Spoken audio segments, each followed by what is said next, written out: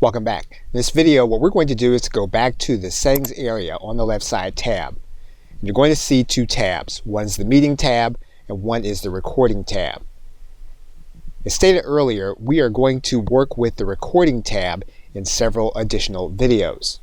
Right now what we're going to do is we're going to look at the meeting tab. And you'll see different links inside of the submenu.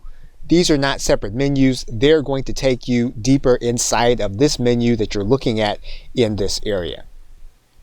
So for example, if we were to just look at the schedule meeting subtab, you're going to see that you can enable it so that anytime you start a meeting that your video will be on. And all you'll have to do is enable this. If you don't enable this, what's going to happen is that you will need to enable it once you're inside of the meeting room. You can do the same thing with those that are participating with you. Now again, the participants can change this during the course of the meeting, but you can have it so that their video comes on as soon as they are part of the meeting.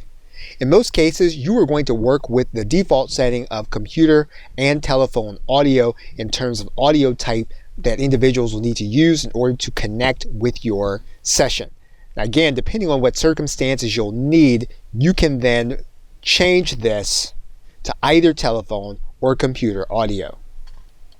If you want to allow individuals to become part of the meeting before you arrive as the host, you can enable that here. And you've seen in the meeting invitations that each invitation is coded with a personal meeting ID. You can actually turn this off for your meetings.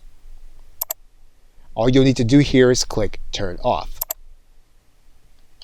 You can make it so that individuals will need a CAPTCHA in order to become part of your meeting, or you can disable it if it's already there. And you can require individuals to authenticate if they are joining you from their web browser. In addition to password enablement, you can come down to the last link where you can set up an upcoming meeting reminder by clicking on this link. Okay, so with that, thanks, and I will see you in the next video where we will discuss more of the meeting tab in your cloud account.